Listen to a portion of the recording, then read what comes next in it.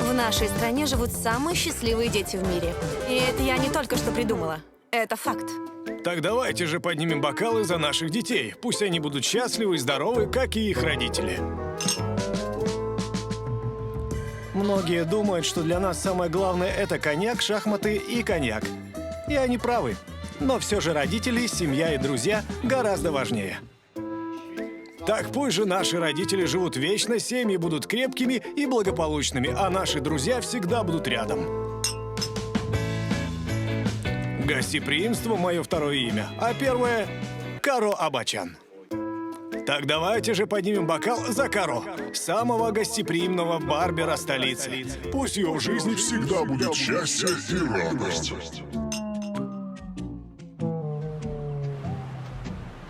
Добро пожаловать в Ереван.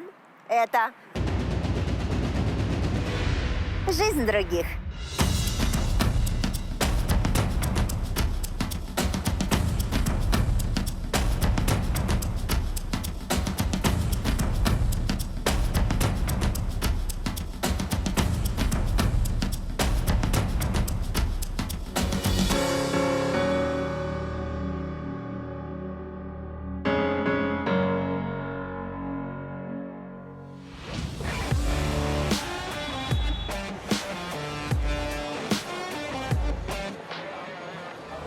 Я уверена на 100%, что, услышав слово «Армения», у вас возникает масса ассоциаций.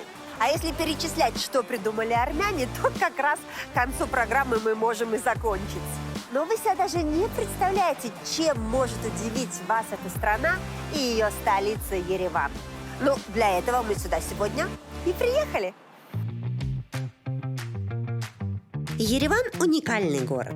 Он одновременно современный и очень колоритный. Здесь уживается гостеприимность армянского народа с бесконечным ритмом большого города. Но чтобы не просто говорить фразами из путеводителя, мы сможем посмотреть на жизнь в Ереване глазами Давида Саакянца, который руководит легендарной мультипликационной студией и уже которое поколение подряд радует людей своими шедеврами. Или же глазами Каро Абачана, который каждый день делает всех мужчин столицы еще более мужественными и красивыми. В конце концов узнаем, как живут молодые семьи, такие как у Давида Манаян и Шушан Назарян, которые воспитывают маленьких детей и строят свой быт в самом оживленном городе Армении. Ну, куда бы я в Ереване не пошла, на студию или в семью, я делала это так, будто 100 раз здесь была. Я без карты и своего оператора потеряться могу в один момент. Но в Ереване заблудиться практически невозможно. Спросите, почему? В Ереване довольно легко ориентироваться, ведь город небольшой, не считая окрестностей и дальних районов. Центр состоит из кольцевой дороги и улиц, которые ее пересекают. Все они переполнены транспортом, маршрутками, автобусами и такси. Но можно и сэкономить на проезде, так как расстояния небольшие. Но даже если вы заблудились, лично со мной так часто бывает, то всегда можно остановить прохожего и быть уверенным, что тот вам не то что подскажет, а еще и доведет до нужного места, проведя небольшую экскурсию. И ее небольшая виртуальная версия начнется через 3, 2, 1. Ереван разделен на 12 административных округов. Самый тихий район Еревана – Старый Норк. Самый изысканный район Еревана – Ачапняк. Именно здесь расположен элитный квартал Ваагни с огромным выбором современной недвижимости. Ну а самый развитый и оживленный район Еревана – это, конечно же, центр. Именно отсюда, с площади республики, открывается знаменитый вид на гору Арарат. Правда, если повезет с погодой и не будет тумана. Говорят, у природы нет плохой погоды, но все же у жителей Еревана есть одна небольшая претензия к ней. Погода такая разнообразная, что надо иметь огромное количество одежды. А еще из этой проблемы по закону подлости получается еще 2. Зимой очень холодно и много осадков. А лето сухое и жаркое. Я Я бы поняла, если бы жителей Лимы удивила холодная зима и жаркое сухое лето, ведь у них-то все наоборот. Но кому до этого точно нет дела, так это самым маленьким жителям Еревана. Ведь у них и без того забот хватает. Я бы и сама от таких забот не отказалась. Государственные сады принимают детей с 2 и до 6 лет. Для жителей Еревана они абсолютно бесплатные, но если ты прописан в пригороде, то в месяц надо будет платить 8000 драм. На кроватки и ремонты денег не собираем, но вот дополнительные занятия по английскому и танцам стоят по 1000 драм. Но эти уроки по желанию. А вам нравится в детский сад ходить? Да? А что тебе тут нравится? Вот эта игрушка. А что ты любишь тут есть? Какая еда тебе нравится? Пюре. Пюре.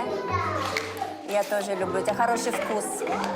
А ты рад, когда тебя забирают родители из садика? Или ты хочешь еще тут оставаться? Нет, мама меня забирает постоянно. Постоянно забирают. Так, слава богу, так бы, значит, не забрала. Бы ходил, сам брал бы все, что хотел. Тоже было бы здорово. Так, я пойду посмотрю, что у вас будет сегодня на обед, хорошо? Проверю, хорошо? Чтобы тому вдруг тебе пюре не сделают, пойду проконтролирую. Ой, детям не интересно со мной общаться, вот давайте ваши темы. Пока все дети учатся уму-разуму, так сказать, да, я пойду в святая святых и посмотрю, чем этих детей будут кормить после того, как они всему научатся. Надо, видите, нарядиться, чтобы, ну, знаете как, не дай бог что-нибудь. Идем посмотрим, наконец-то, что там им готовят. Чувствую себя ведущей немного другой передачи. Но сейчас не об этом. Ой, ну я вижу уже в контейнерах вафли. Это скорее, наверное, или йогурт, или сметана. Что-то. О! Здравствуйте. И эта приветливая женщина – главный повар детского сада. И судя по количеству кастрюль, работа у нее не из легких. А, это вы сейчас сразу уже разлили по группам, да? Каждая нянечка приходит, забирает. Да, забирает это и там еще. А потом готовим пирог в духовке и подаем яблочный компот. Не, вот знаешь, я вот детям завидую тем, что им ни о чем не надо думать, понимаешь? Им надо просто есть, веселиться, и, понимаешь, я хочу всякую чушь, да? Да, мне это нравится. И самое интересное, что Рита и ее коллега вдвоем 3 раза в день наготавливают еду на 250-300 человек. Вам надо медаль дать. Медаль дать. Но вам хорошо платят? Не смотрите Нормально. на директора. Значит, Нет, а при чем тут платят. директор? Директор тут ни при чем. А хорошо вам платят? Да. Ага, я поняла. Ну, главное, чтобы дети были счастливы. Да. Дети же наши Да. цветы Да. на могиле родителей. Ладно. Ну, хорошо, все, не буду вас отвлекать, знаете. Всё. Ну, так вкусно, красиво. Ну, 250-300 человек, капец. Сад работает с 8 и до 17:30. Все это время дети играют, танцуют, поют, что-то учат, конечно же, едят. И после всего этого насыщенного расписания, ну просто грех часок и не вздремнуть. Ну вот спальная комната, так сказать. Видите, тут 30 детей, у всех своя кровать. Приходят и с часу 30 до 3 часов у них тихий час. Я тоже хочу иметь такую работу, чтобы у меня был тихий час. С часа 30 до 3 часов. Господин продюсер, требую тихий час. Господи, какое счастливое время было это детство, понимаешь? А я так терпеть не могла спать. Но у меня не было таких кроватей, кстати. Класс! Армяне всячески окружают детей заботой и любовью. Ведь дети здесь – это центр вселенной. Если вы хотите подружиться с армянином, похвалите его ребенка.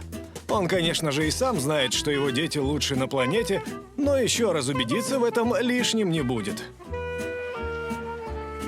О детях все местные жители могут говорить часами. А если хочешь построить успешный бизнес, то придумай что-то для детей. Спрос будет сумасшедший.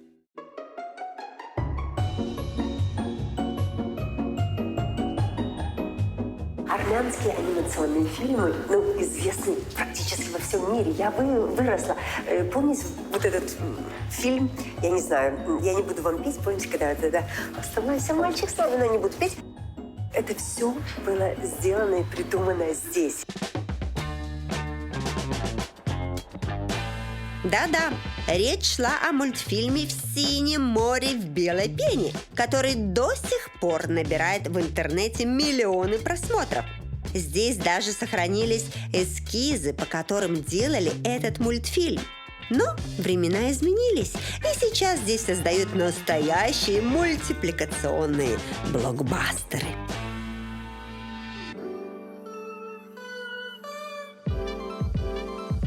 Цена одной полнометражной картины стартует от $1 миллиона. Но это минимум. При этом десятки мультипликаторов трудятся над ней почти 5 лет. Армянские мультипликаторы давно доказали, что они одни из лучших в этой сфере. Поэтому часто знаменитые голливудские компании переманивают местных специалистов, обещая большие зарплаты и золотые горы. Нам, конечно, сложно конкурировать с мировыми гигантами, но часто наши ребята, переезжая туда, оказываются помощником правой руки второго заместителя второстепенного художника. И о каком-либо творчестве там и речи быть не может.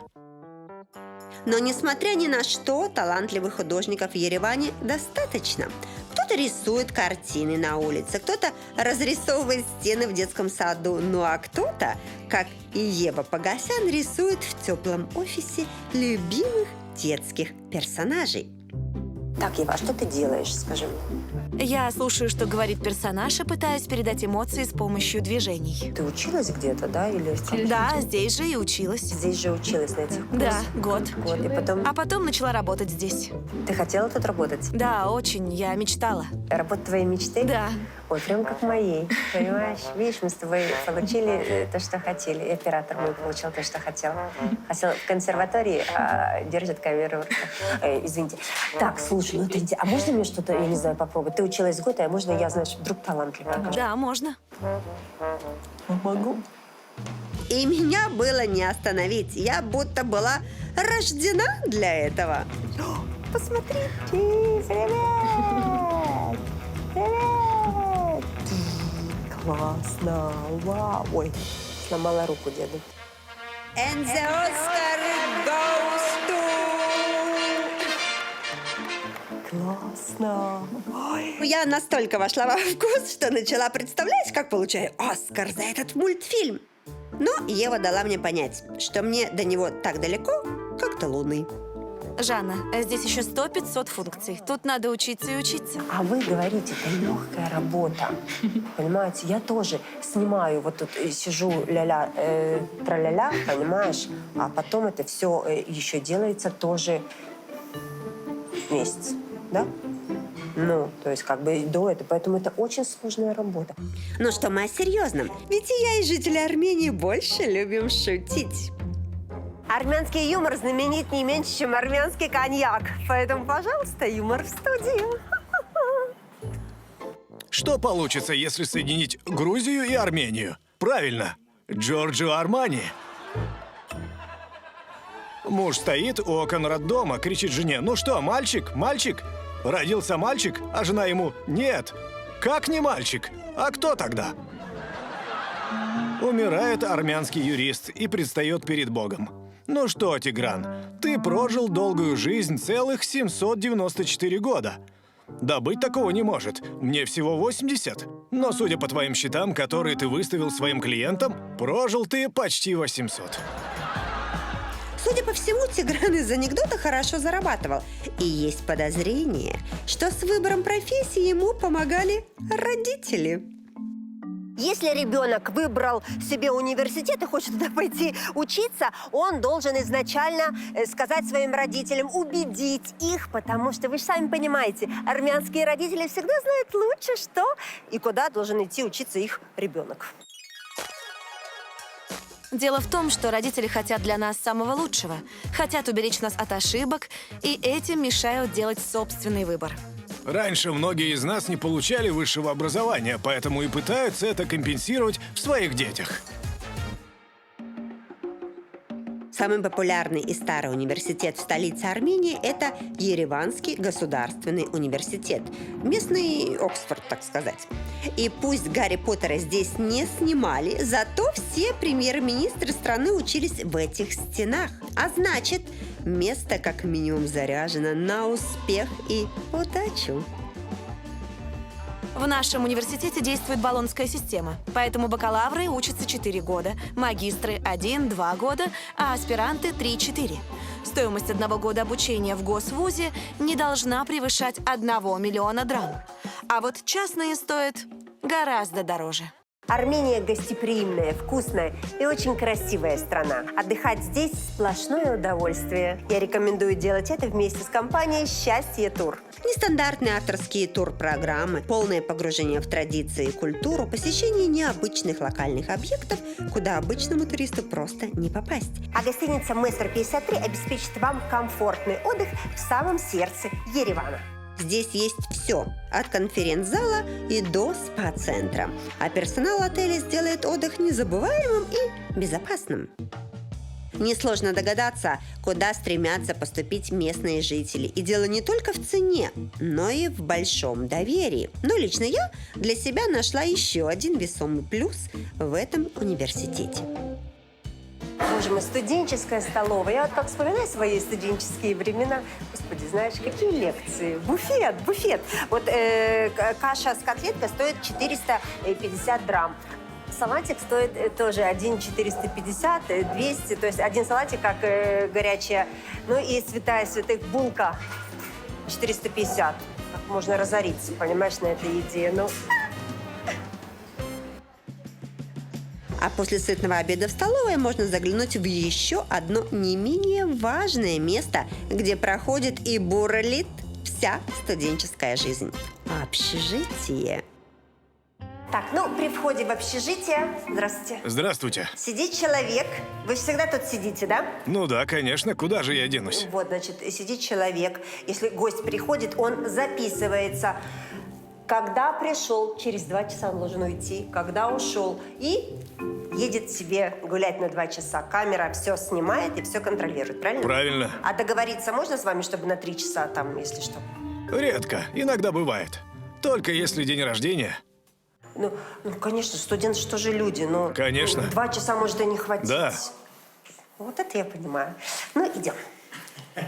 Но не отходя от вахтера, висит огромное количество правил, которые каждый житель должен знать как «Отче наш». Курить нельзя, оставлять мусор нельзя, использовать в комнате электро- и газовые нагреватели нельзя, передвижение мебели без предупреждения администрации нельзя. Хочешь вот это вот подмести у тебя под кроватью и надо подвинуть комнату? Нет. Иди сначала предупреди. Я бы не советовал нарушать эти правила. Выгонят и найдут другого жильца.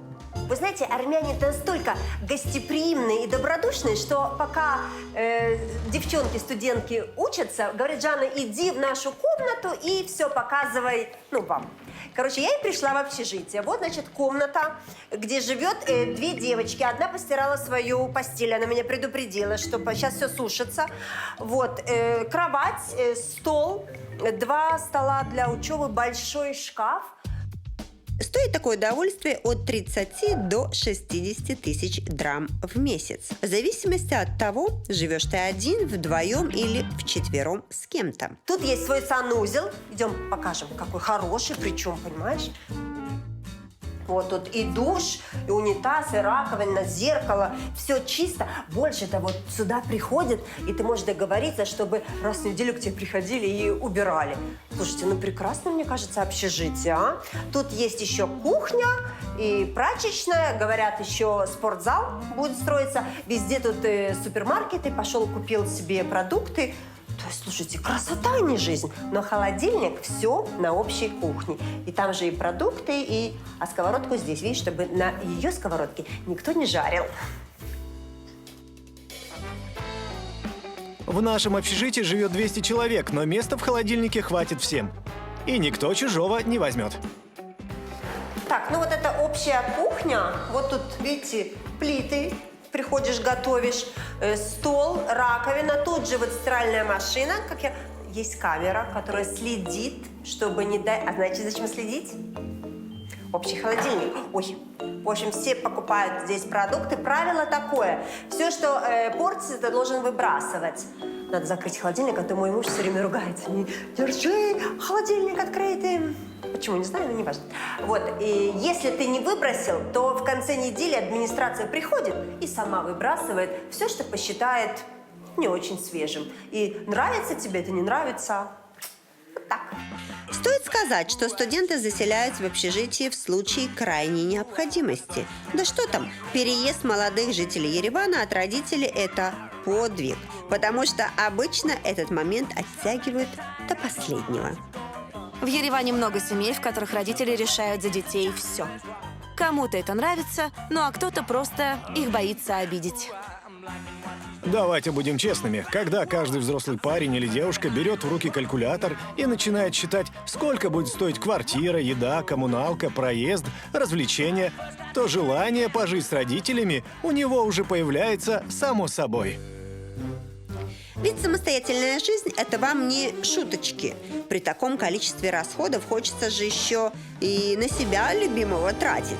А в Армении как женщины, так и мужчины на этом экономить не будут. И поговаривают, что порой мужчины тратят на себя в несколько раз больше. И глядя на местные барбершопы, я бы и сама не отказалась здесь подстричься. А сколько к тебе в день приходит клиент? Где-то 10. Вот скажи мне, армянские мужчины, вот какие у них стандарты красоты? Вот что вот вы хотели, например, сделать из себя? Просто подровнять. Просто подровнять? Да, и прическу, и бороду. Ой, ну да, но за бородой же тоже надо ухаживать. Вот это вот мой муж, я же вижу, ходит с бородой. Боже, как, знаешь, похож на лешего. Но мы этого ему не скажем. Красивый, конечно, но на медведя похож. Стрижка у коров стоит недешево, а именно от 15 тысяч драм.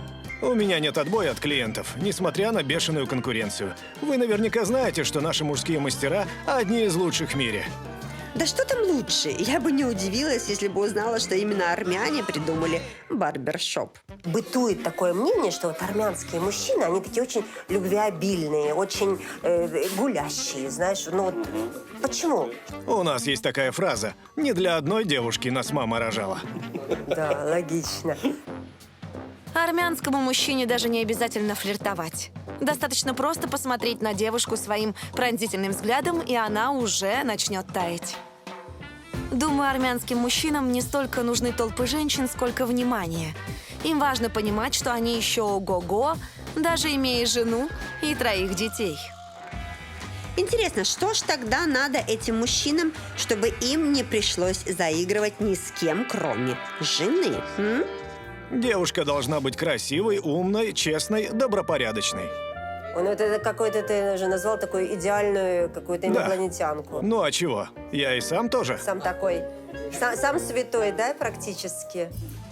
Но раз уж на то пошло, то, как говорится, претендуешь – соответствуй. А не просто пускай красивой, умной, да еще и порядочной даме пыль в глаза. Сколько вот нужно зарабатывать, чтобы вот жить хорошо, посещать дорогого мастера в парикмахерской? Вот что, вот сколько, ну, приблизительно, то есть какая-то сумма должна быть? 1,5–2 миллиона. И ты будешь себя нормально чувствовать в Ереване, то есть, Да. то есть рестораны, то есть хорошее жилье, мастер опять-таки, да, хорошо. Ой, слушайте, как мне своего мужа к вам засунуть? Вот такое, знаешь, я вот сейчас прям смотрю, прям завидую, ты понимаешь? У меня вот зависть такая возникает, не знаю прям, что делать. Но раз уж пошла такая денежная тема, то давайте разберемся, кто и сколько здесь зарабатывает. На конец 2022 года средняя зарплата по Еревану составляет примерно 211,5 тысяч драм. А там уже кто на кого учился. Врачи в месяц получают от 135 и до 360 тысяч. Барберы не менее 200 тысяч. Водители такси около 160 тысяч драм. Мультипликаторы примерно 210 тысяч.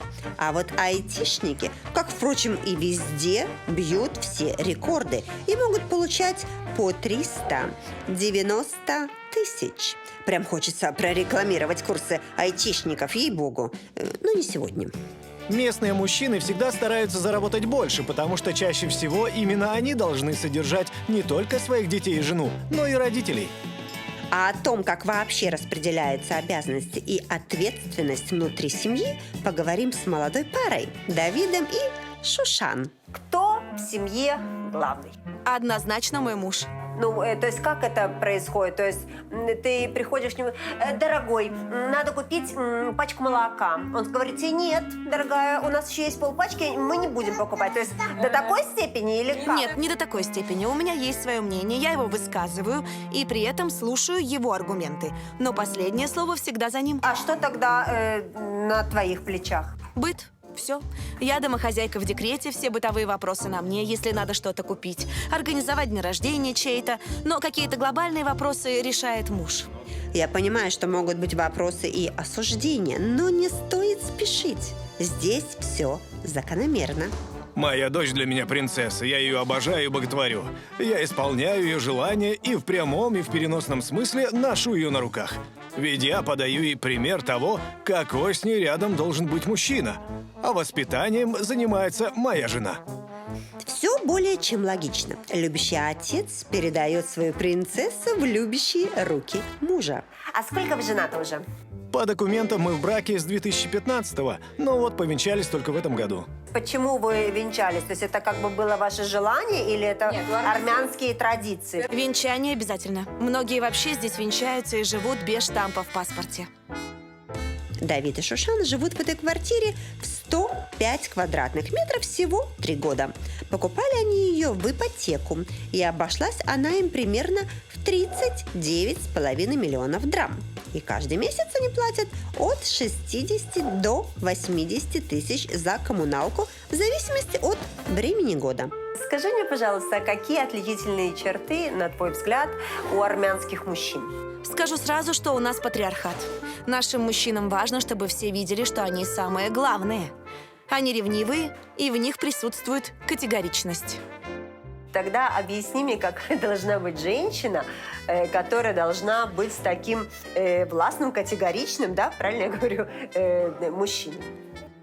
Когда от тебя зависит будущее семьи и ее благополучие, важно, чтобы рядом была понимающая, любящая и поддерживающая тебя женщина. Даш, у каждого в армянской семье своя роль. И если что-то пойдет не так, то быть беде. Вы знаете, у меня, конечно, есть опыт в разводах. Я могу про него рассказать. Но интереснее, разводятся ли тут армяне и почему. Идем. Все сейчас узнаем. В Армении ежегодно регистрируется порядка 15 тысяч браков и примерно 4 тысячи разводов. По европейским стандартам эти показатели очень незначительны. Среди своих знакомых и одногодок я не знаю ни одного случая развода. Разводы случаются в более взрослом возрасте. Причин есть много. Думаю, они во всем мире одинаковы. Но как бы там ни было, семья для нас самое важное, и все прикладывают максимум усилий, чтобы ее сохранить. Судя по всему, в Армении важно соблюдать определенный баланс. Мужчины должны отвечать за свои задачи, а женщины – за свои. Здесь даже в приготовлении блюд есть определенное разделение. В моей семье все знают, что за приготовление мяса отвечаю только я. Скажу честно, мне это даже нравится. И я получаю удовольствие, когда готовлю. В любом доме, в любом ресторане, шашлык и любое другое мясо на огне женщина даже не возьмется делать. Зато вот долма готовится только руками армянских женщин. И раз уж я женщина, и раз уж я в Армении, то сам Бог велел прийти на кухню. Ну что, господа, армянская кухня. Почему я взяла нож, я не знаю. Понимаешь, я же, знаешь, ничего не имею общего с кухней. Итак, что мы сегодня готовим? У вас, конечно, тут все, что хочешь, может быть, но я уже вижу, что листья приготовили, да? Сегодня, дорогая Жанна, я научу тебя делать фирменную армянскую долму. Наше любимое национальное блюдо. Для этого нам понадобится фарш и виноградные листья. Я прошу прощения, а вы когда готовите, главное всегда ходит у вас за спиной и слушает и смотрит, что вы делаете. Конечно, он ведь отвечает за качество продукта. Правильно. Ну, вообще, я вам скажу, что это блюдо известно во всем мире. Конечно. И просто хочется узнать, как же его делают именно армяне. А можно я помогу, чтобы, знаете, как-то прикоснуться к вашей кухне? Конечно. А дальше началась моя нелюбимая прелюдия перед дегустацией, которая называется готовка. Но, как говорится, хочешь вкусно есть, люби и долму крутить. Вы как-то, Леся, что-то с ними делаете? Мы делаем, сперва надев перчатки, моя дорогая. А потом все мне говорят, волосы вот там, руки туда, знаешь, все-все. Моя новая подруга пыталась пристрастить меня к кулинарному искусству, но я все интерпретировала на свой лад. Сделали так вот чик-чик-чик, ну, как всегда. Но мои личные заклинания на армянской кухне явно не работают. Ну, смотри, нормально нет. Для первого раза очень хорошо. Так все говорят, чтобы меня не обидеть, чтобы я побыстрее ушла. Ну вот так должно получиться. Ну, я, знаете, мне мама, знаете, что делала? Голубцы в капусту. Голубцы это вкусно, но я тебе дал мучу делать. Нет, голубцы будешь есть другой. Голубцы оставим на другой раз. Девочки, подруги мои, я сделала все, что смогла, поэтому сегодня давайте без рецепта. Так, ну, я тогда не буду вам мешать, потому что, знаешь, как моя мама говорила, твоя лучшая помощь, когда ты уходишь. А кто я такая, чтобы не слушаться маму? Пойду я ждать готовое блюдо в зал. Ну все, долма готова, пока я гуляла, понимаешь? Сделали, оказывается, с фаршированным мясом, с капустой и с рубленым мясом, понимаешь? Ну что, сейчас отведаем. И дали мне еще такой армянский мацун. Мацун. Не знаю, как правильно я сказала или нет. Это какой-то кисломолочный продукт. Похож на сметану, честно сказать. Сейчас я посмотрю, что это такое. И судя по форме этой долмы, узнаю руку мастера. Это по-армянски. Мне так вкусно, что захотелось сделать какое-то доброе дело. А с капустой я дам своему оператору. Да, он очень любит капусточку. Все. Ну, ротик. Но моего оператора стоит только накормить, как он требует зрелищ. Поэтому я ему и вам заодно покажу одну новую местную забаву. Называется «Жанна танцующая».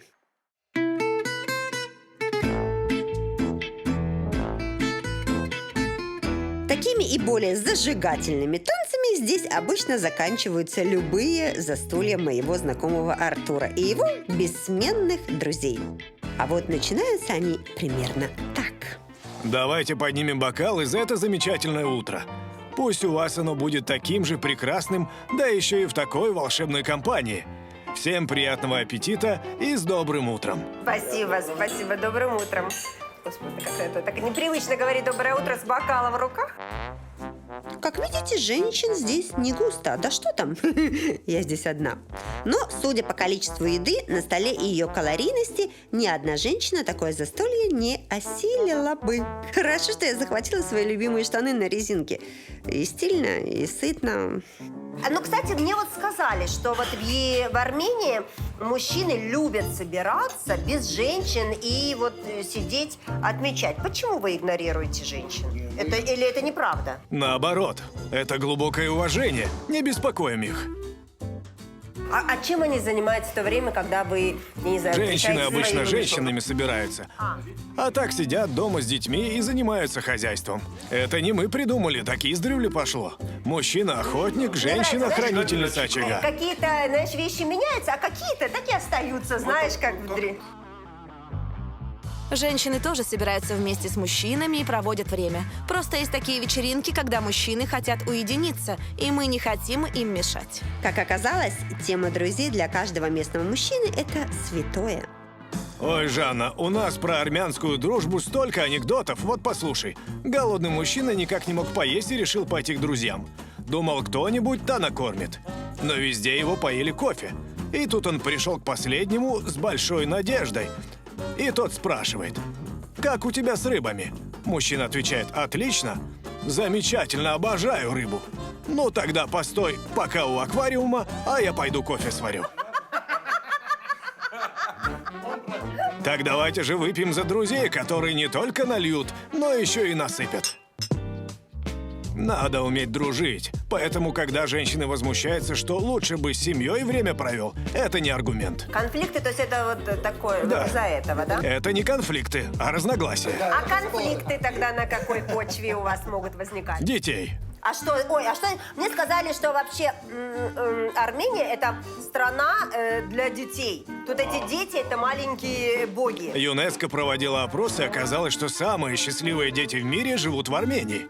Потому что до 50 лет, если у тебя есть мама, ты все еще ребенок. А у нее всегда вопрос один. «Сынок, что тебе надо?» Так давайте же выпьем за детей. И после 18-го тоста начались танцы.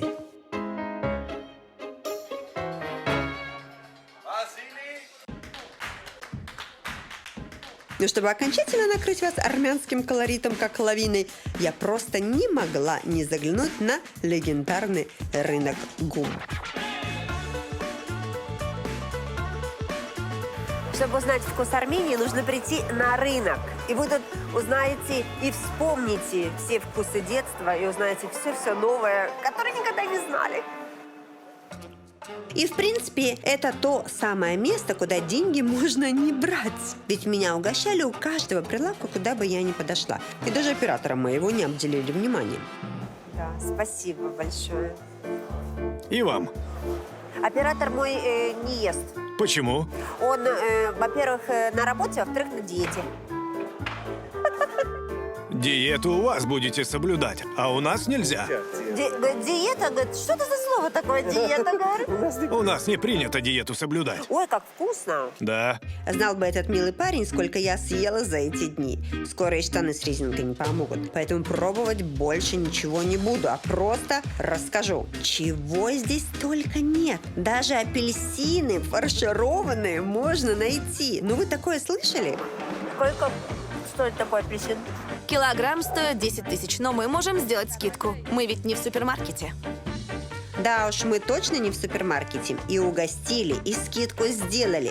Если бы я в магазине так угощалась, то меня бы уже выгнали. Боюсь не удержаться, поэтому в супермаркет отправлю одного оператора. Он уже привык смотреть на еду и не есть. Итак, если верить моему оператору, то десяток яиц стоит 1500 драм. Палка колбасы 1180. Свежий лосось 2990 за кило. А вот целая курица обойдется в 4500.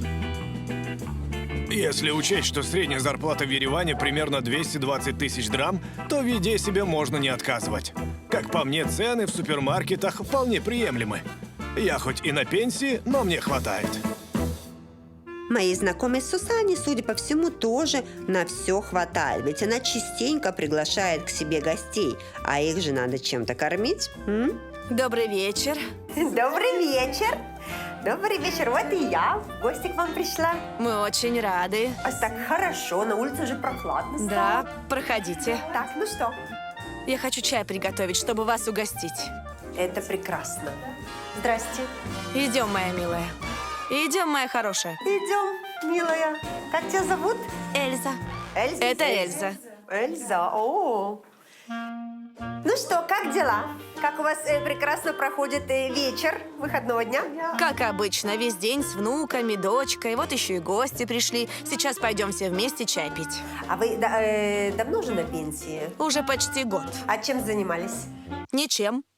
Нет, ну, то есть... Домохозяйкой была и немного поработала медсестрой. А сейчас на пенсии работу найти сложно. Пенсионеров почти никуда не берут, все хотят молодежь. Я как преподавал до пенсии, так и продолжаю это делать. Многие мои друзья тоже продолжают работать. С нашей пенсией в 60 тысяч особо не отдохнешь. Я вот таксистом работаю. Чтобы немного влиться в компанию, я решила помочь хозяйке накрыть на стол. И пока я это делала, пару раз пожалела. Господи, осталось немножко. Я, в принципе, это сделала. Ура! Ура! Ой, смотри. Я смогла это сделать. Браво!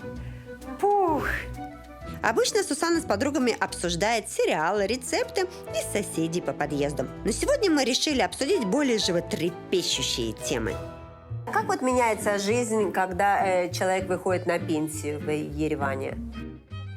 Никак, мы все втроем никогда не работали, поэтому нам что до пенсии, что сейчас, все одинаково. Готовка, дети, теперь внуки. А вообще, это нормально, что вот женщины тут вот не работают в Ереване? Да, муж мне сказал, не ходи на работу, я тебя всем обеспечу. Вот и сижу такая обеспеченная. У нас все-таки, чтобы комфортно чувствовать себя на пенсии, надо готовиться к ней заранее, а не рассчитывать только на государство. Сложно жить на пенсии? То есть вот коммунальные услуги? Конечно. У меня пенсия 37 тысяч, это просто копейки. Но мой сын живет в Америке и помогает мне. Правильно, я понимаю, что если в Ереване, в Армении дети не помогают своим родителям, то родителям практически не выжить на пенсии. Так и есть. Есть что-то, что вот, не знаю, жалеете о чем-то, что не сделали, не успели или сделали не так, чтобы хотели что-то изменить? Я ни о чем не жалею. У меня отличная семья, прекрасные дети и внуки.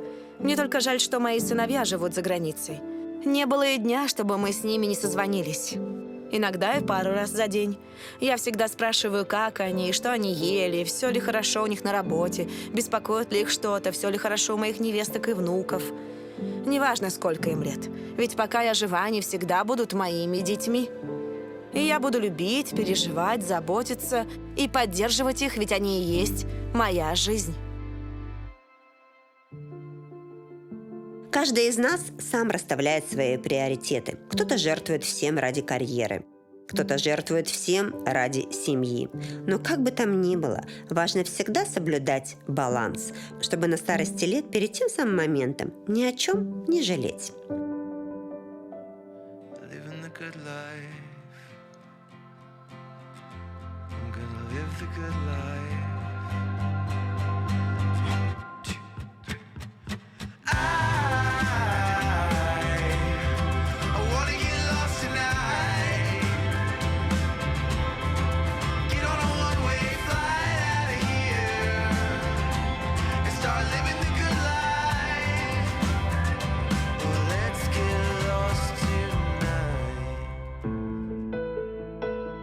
Жизнь в Ереване кажется такой знакомой и понятной, но это только на первый взгляд.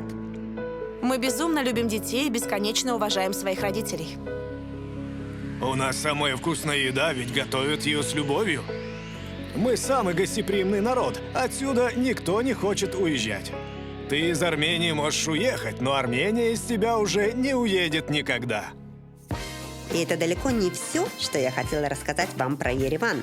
Но остальное вы увидите во второй серии. А там я покажу тех, кто следит за порядком в Ереване. Так девушку-то, все, опасность, смотри! Расскажу о главном армянском изобретении. И Армения славится этим. Узнаю, почем красота. 550 тысяч грамм. И почему все здесь любят шахматы. Вид спорта, который мне подходит идеально. В нем нужно всегда сидеть на стуле. Не пропустите вторую серию про Ереван.